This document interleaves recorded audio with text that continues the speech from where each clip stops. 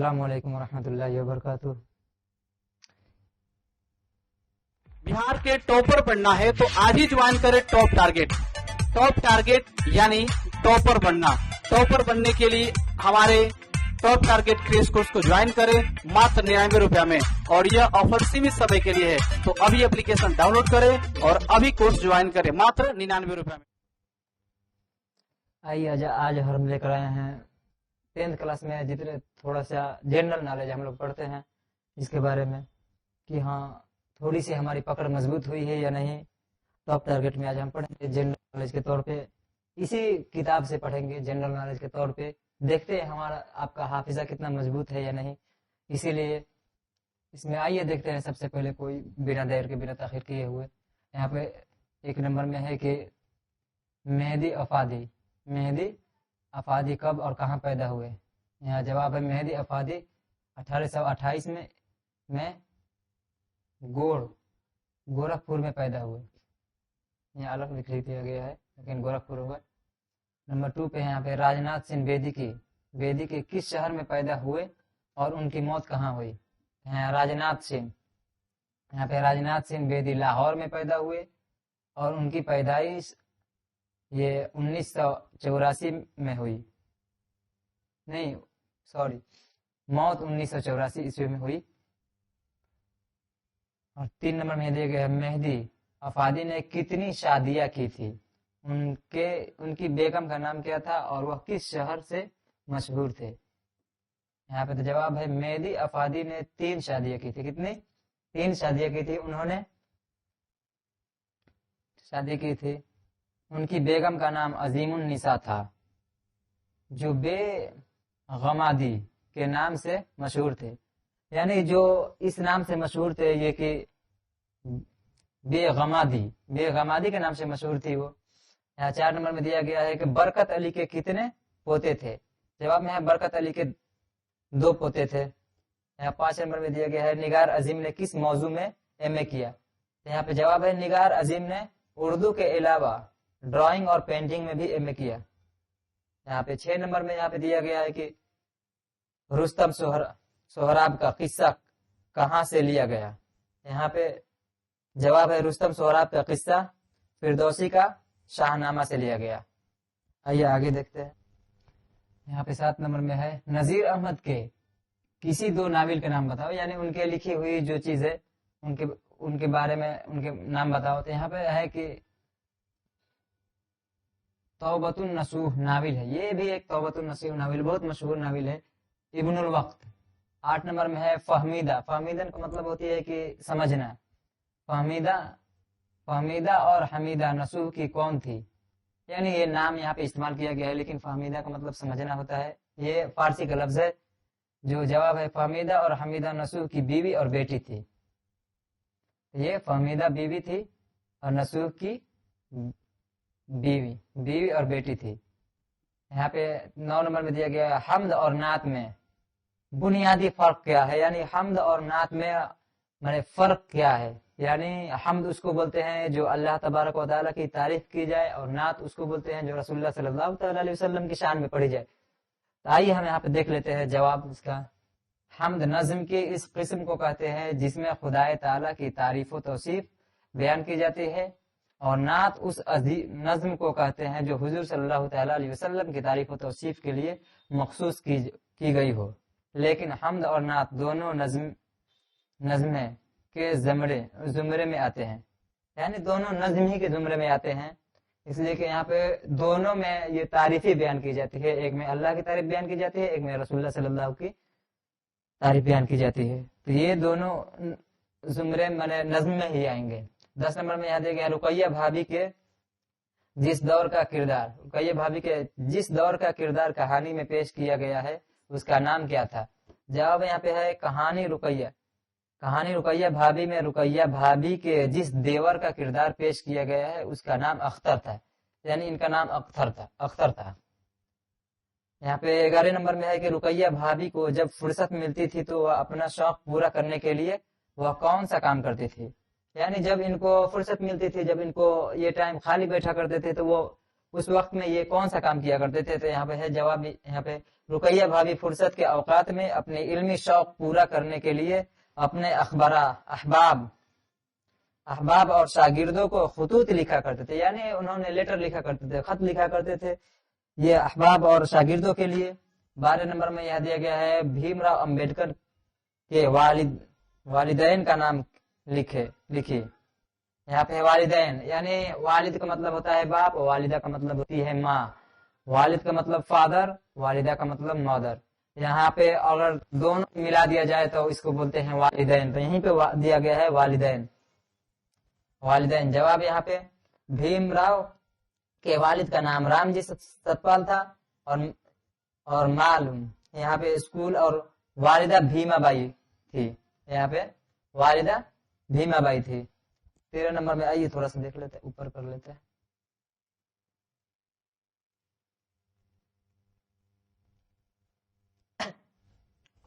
یہاں پہ دیا گیا ہے 13 نمبر میں حمد کسے کہتے ہیں؟ جواب یہاں پہ عربی نعت میں حمد کے معنی تعریف کرنے کے ہیں، لیکن اردو شاعری کے اصطلاح میں حمد اس نظم کو کہتے ہیں جس میں صرف اور صرف خدا وحدہ لا شریک کی تعریف کی جائے، اور شاعری کی تاریخ میں ابتدا سے ہی حمد کی روایت رہی ہے، اور تقریباً تمام اردو شعر نے حمد لکھا ہے، یعنی تمام اردو میں جتنی چیزیں لکھی جاتی ہے روایت رہی ہے کہ تقریباً یعنی لگ بھگ تمام اردو شاعرانے نے حمد لکھا ہے، یعنی تمام جتنے شاعر ہیں، جتنے لکھنے والے ہیں، انہوں نے حمد لکھا ہے۔ 14 نمبر میں یاد آئے گا محمود کے کردار پر 5 جملے لکھیے۔ یہاں پہ جواب ہے محمود اور ڈاکٹر محمد محسن کے زیر نصاب افسانہ کردار کا مرکزی ادارے کے کردار کے طالب علمی کے زمانے میں ہے۔ اس کے والدین اس دنیا سے رخصت ہو گئے، چنانچہ بدقسمتی نے محمود کو اس کے مفلس ماموں کے گھر پہنچا دیا، جہاں سے ان کی زندگی کی حقیقی پریشانیاں شروع ہوئی۔ ناموافق حالات سے اس نے سبق سیکھا، چنانچہ ٹھوکر لگنے سے وہ تجربہ کار ہوتا چلا گیا۔ یعنی نہیں کہتے ہیں کہ ہاں اگر کوئی کسی انسان کو ٹھوکر لگتی ہے تو اس کی بدھی کھلتی ہے، اور ہمارے یہاں کہاوت بھی کہی جاتی ہے اپنے یہاں کہ ہاں اگر انسان کو ٹھیس لگے تو بدھی بڑھتی ہے، اور جو انسان چالاک انسان ہوتی ہے اس کو 3 جگہ لگتی ہے، یہی کہاوت ہوتی ہے۔ تو یہ انہوں نے ٹھوکر لگنے سے وہ تجربہ کار ہوتا چلا گیا، یعنی ان کو بار بار جس چیز پر ٹھوکر لگتی تھی اس پہ انہوں نے تحقیقات کیے، اس سے تجربہ حاصل کیے، پھر وہ غلطی نہیں کرتے تھے۔ 15 نمبر میں یہاں پہ ہے کہ محمد محسن کی پیدائش کب اور کہاں ہوئی؟ جواب ڈاکٹر محمد محسن کی پیدائش 1910 جولائی کو پٹنہ میں ہوئی۔ یہاں پہ دیکھیے پیدائش بھی دے دیا گیا، یہاں پہ پوچھا گیا ہے محمد محسن کی پیدائش کب اور کہاں ہوئی، تو یہاں دونوں سوال کا جواب ہے، دونوں سوال کا جواب ہے۔ یہاں پہ 1910 میں پیدائش ہوئی، پیدائش کب ہوئی؟ 1910 میں جولائی میں، اور کہاں ہوئی یہاں پہ ہے تو پٹنہ میں ہوئی، ٹھیک ہے۔ یہاں پہ 16 نمبر دیا گیا ہے کہ بھیم راؤ امبیڈکر کی پیدائش کب اور کہاں ہوئی؟ جواب یہاں پہ بھیم راؤ امبیڈکر کی پیدائش 1819 اپریل کو مہو سینٹرل انڈیا میں ہوئی۔ مہو ایک گاؤں ہے جو تقریباً شاید ایم پی وغیرہ میں پڑتا ہے، پوری اس کے بارے میں ہم کو جانکاری نہیں۔ یہاں پہ ہے 17 نمبر میں رقیہ بھابھی کس لڑکی کی تعلیم کا خرچ خود برداشت کرتی تھی اور کیوں؟ جواب یہاں پہ وہ ایک شمی نام کی، یعنی لڑکی کی جو نام تھی وہ شمی تھی، غریب لڑکی تھی جس کی تعلیم کا خرچ رقیہ بھابھی خود برداشت کرتی تھی۔ غربت کے باوجود شمی کو پڑھنے کا بہت شوق تھا۔ یہ لڑکی جو تھی وہ بہت شوقدار تھی پڑھنے میں، اور بہت شوق رکھتی تھی پڑھنے کے حساب سے، تو انہوں نے اس کا یہ برداشت کیا کہ انہوں نے اس کا خرچہ نہیں لیتے تھے۔ اس کے والدین اس کی تعلیم اخراجات کے محتمل نہیں تھے، اس لیے رقیہ بھابھی کی شکل میں اللہ تعالیٰ نے اس کی تعلیم کا ذریعہ پیدا کر دیا۔ یعنی رقیہ بھابھی کے ذریعے سے اس شمی کی یہ پڑھائی ہوئی اور ان کا اللہ تعالیٰ نے ان کا شوق یہ پورا کر دیا۔ 18 نمبر میں یہاں پہ دیا گیا ہے، دیکھ لیجئے۔ ڈاکٹر محمد محسن کی موضوع مہارت رکھتے تھے، مانے کس موضوع پر مہارت رکھتے تھے، یعنی وہ کس موضوع پر اعتماد رکھتے تھے کہ ہاں ان کا اٹل کام ہو جائے، یعنی اس پر جس کو اردو میں بولتے ہیں کہ مہارت تامہ، یعنی اس میں بہت ماہر ہیں۔ جیسے کوئی ڈاکٹر ہوتا ہے تو وہ ایک ہی چیز کا اسپیشل ہوتی ہے، اس میں مہارت حاصل کرتا ہے رہتا ہے، وہی یہ نفسیات میں مہارت رکھتے تھے۔ آئیے تھوڑا آگے دیکھتے ہیں۔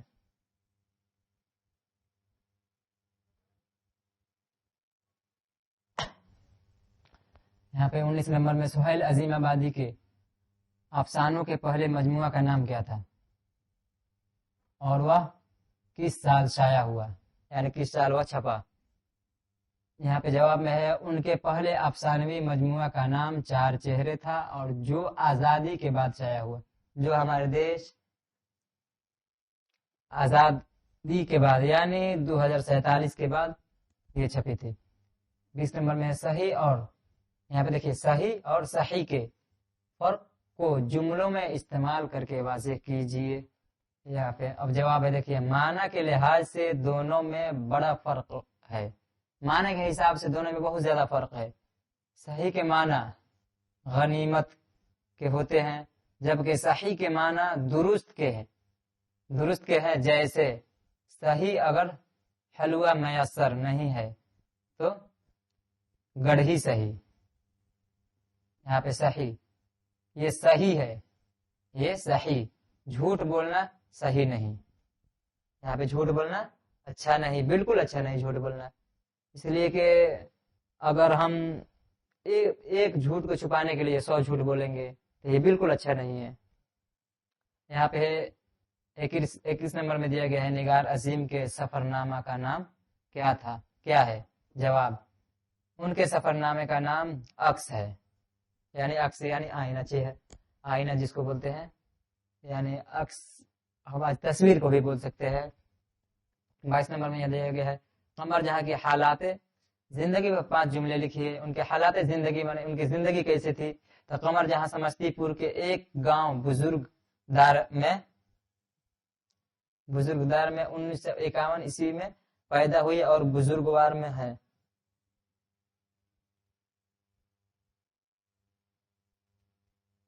بزرگوار ہے، ان کا آبائی وطن ہے قمر جہاں کے والد کا نام سید عطاء الحق تھا۔ گاؤں میں سید عطاء الحق خاندان تعلیم یافتہ تھا، یعنی گھر کے لوگ خود ہی تعلیم یافتہ تھے اور علم و ادب سے دلچسپی بھی رکھتے تھے، یعنی ان لوگوں نے ان کی گھر میں سب کوئی ایجوکیشن والے تھے، سب کوئی ایجوکیٹڈ تھے، پڑھے لکھے لوگ تھے، اور ان لوگوں نے یہاں پہ علم و ادب سے بہت دلچسپی رکھتے تھے۔ قمر جہاں بھی ابتدائی تعلیم حاصل کرنے کے بعد پٹنہ آ گئے اور یہی انٹر سے PhD تک پٹنہ یونیورسٹی میں تعلیم حاصل کی۔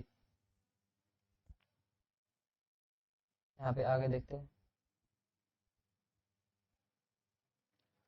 یہاں پہ 23 نمبر میں دیا گیا ہے سراج کی والدہ اپنے بیٹے کے گھر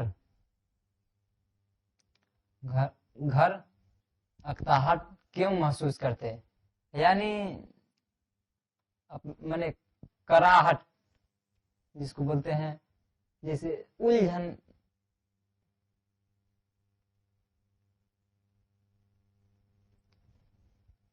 یہاں پہ آئیے دیکھتے ہیں 23 نمبر سراج کی والدہ اپنے بیٹے کے گھر اکتاہٹ کیوں محسوس کرنے لگے، یعنی یہاں پہ جواب ہے سراج کی والدہ اپنے بیٹے سراج کے گھر اکتاہٹ اس لیے محسوس کرنے لگے کہ وہاں انہیں کوئی گھر یلو ذمہ داری نہیں، یعنی گھر یلو ذمہ داری نہیں تھی، صرف کھانا اور آرام کرنا تھا، اس لیے ان کی زندگی میں ایک یکسانیت آ گئی، یعنی کوئی حرکت نہیں تھی جس کی وجہ سے وہ بیٹے کے یہاں افطار محسوس کر رہی تھی۔ 24 نمبر میں دیا گیا ہے گلوبل وارمنگ کیا ہے؟ سب سے امپورٹنٹ سوال جو ہے یہ اس میں سے تو بالکل آپ کو آئے گا ہی آئے گا، اس لیے کہ گلوبل وارمنگ کا سوال ہے، اور یہ حالانکہ اردو کا بک ہے، تو اردو کا بک ہے جو اس میں دیا گیا ہے، اس کو اور سارے بک میں بھی یہ پڑھایا جاتا ہے، تو اس لیے یہ ضرور آئے گا، اس کو آپ لوگ رٹ لیجئے گا یا دیکھ لیجئے گا، ٹھیک ٹھاک سے پڑھ لیجئے گا 2-4 مرتبہ۔ جواب یہاں پہ گزشتہ لگ بھگ نصف صدی، نصف مطلب ہوتا ہے آدھا، صدی کا مطلب 100 ہوتی ہے، سے ہماری زمین کا درجہ حرارت تیزی سے بڑھ رہی ہے۔ زمین کے اس درجہ حرارت میں جو اوسط اضافہ ہو رہا ہے، اضافہ کا مطلب زیادہ ہو رہا ہے، اس سے ماہرین ماحولیات کا مطلب یہ کہ ہماری سائنٹسٹ نے تمازت عرضی میں تدریجی اضافہ یعنی گلوبل وارمنگ کے نام سے یاد کیا ہے۔ آج پوری دنیا میں گلوبل وارمنگ ایک سنگین مسئلہ بن چکا ہے، جس سے ساری دنیا میں پریشانیاں ہے۔ یہاں پہ 25 نمبر میں دیکھتے ہیں گرین ہاؤس گیس میں کون کون سی گیس ہے، یعنی گرین ہاؤس جو اسی میں ہے، اسی کا سوال ہے یہ گرین ہاؤس۔ جواب بنیادی طور پر میتھن گیس ہوتی ہے، میتھن گیس کو گرین ہاؤس گیس کہا جاتا ہے، میتھن گیس کو گرین ہاؤس گیس کہا جاتا ہے، لیکن گرین ہاؤس گیس میں اور بھی گیس شامل ہے، جیسے نائٹرک آکسائڈ، کاربن ڈائی آکسائڈ وغیرہ، اور سارے بھی یعنی اس میں آئے گی، اس لیے وغیرہ لکھ دیا یہاں پہ، جیسے انگلش میں لکھا جاتا ہے ETC، ویسے ہی۔ یہاں 26 نمبر میں دیکھتے ہیں ڈاکٹر عبد المغنی کی 2 کتابیں کے نام لکھیے، 2 کتابوں کے نام لکھیے۔ جواب یہاں پہ ہے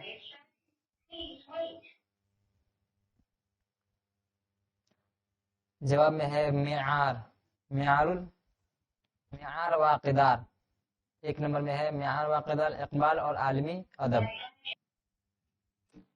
ڈاکٹر عبد المغنی کی 2 کتابوں کے نام لکھے، یہاں پہ جواب ہے معیار واقدار، 2 نمبر میں ہے اقبال اور عالمی ادب۔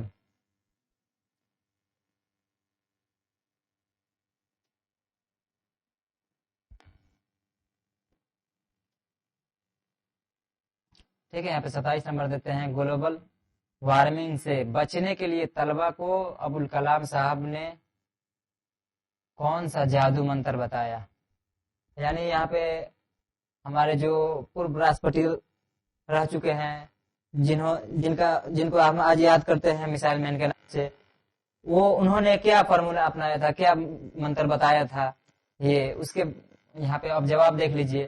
گلوبل وارمنگ سے بچنے کے لیے طلبہ کو ابوالکلام صاحب نے یہ جادوئی منتر بتایا تھا کہ 10 سے 17 سال کے عمر والے 20 لاکھ بچے صرف 5 درخت لگائے تو ہم گلوبل وارمنگ جیسے مسئلہ سے اپنے آپ کو محفوظ رکھ سکتے ہیں۔ یعنی یہاں پہ ہے کہ 10 سے 17 سال کے عمر والے جتنے لوگ ہیں ان کے بارے میں بتایا کہ 20 لاکھ، کتنا 20 لاکھ بچے صرف 5 درخت لگائے، کتنا لگانا ہے 5 درخت، تو گلوبل وارمنگ جیسے مسئلہ سے اپنے آپ کو محفوظ رکھ پائیں گے۔ آگے 28 نمبر دیکھتے ہیں سر سید کی زندگی کے بارے میں 5 جملے لکھیے تھے، ان کے بارے میں یہاں پہ لکھا گیا جواب میں سر سید احمد خان کی شخصیت کو ہندوستان میں تاریخی حیثیت حاصل ہے۔ ان کی پیدائش دلی کے ایک تعلیم یافتہ گھرانے میں 1817 عیسوی میں ہوئی۔ ان کے والد کا نام میر متقی تھا اور والدہ کا نام عزیز النساء بیگم تھا۔ سر سید کی پیدائش، تربیت اور ذہن سازی میں ان کی والدہ کا بہت بڑا رول تھا۔ ملازمت سے سبکدوشی، یعنی انہوں نے نوکری سے ریٹائر لے لیا تو سبکدوشی یہاں پہ کے بعد سر سید نے مسلمانوں کی تعلیم کے لیے علی گڑھ میں کالج کھولا، جو آگے چل کر علی گڑھ مسلم یونیورسٹی کے نام سے مشہور ہوا۔ یعنی سر سید احمد خان نے علی گڑھ مسلم یونیورسٹی کو انہوں نے بنایا ہے۔ 29 नंबर में यहाँ पे देखते हैं रुकैया भाभी को सोने की चिड़ियों को क्यों फरोख्त करना पड़ा। यानी रुकैया भाभी को सोने की चिड़िया को क्यों फरोख्त करना पड़ा। जवाब यहाँ पे है शमी की फीस अदा करने के लिए। ये जो रुकैया भाभी एक लड़की की जिम्मा लेकर पढ़ाते थे जिनको, तो ये शमी, तो शमी की फीस अदा करने के लिए रुकैया भाभी को अपनी सोने की चिड़ियों को फरोख्त यानी बेच दिए इन्होंने, फरोख्त करना पड़ा था। यहाँ पे 30 नंबर में देखते हैं अपना लास्ट क्वेश्चन, और इसके बाद फिर देखा जाएगा। यहाँ पे है कि शबनम कमाली की पैदाइश कब और कहाँ हुई। जवाब यहाँ पे शबनम कमाली की पैदाइश 1938 ईस्वी में जीरा सीतामढ़ी में हुई। ठीक है, आज हम इतना ही रहने देते हैं। फिर हम कल आप लोगों को यही क्लास लेकर आएंगे। इसमें भी अभी बहुत सारे सवाल जवाब बाकी हैं, लेकिन ये जेन्युइन सवाल है जो आपको इसमें से लगभग आपको 80% आ सकता है। तो आप लोग ज्यादा से ज्यादा ये कोशिश करें कि आप लोग तैयारी करें अच्छे से और अच्छे नंबरात हासिल करें। इसलिए मैं अपनी क्लास को यहीं खत्म कर रहा हूँ। अस्सलाम वालेकुम व रहमतुल्लाहि व बरकातुहू।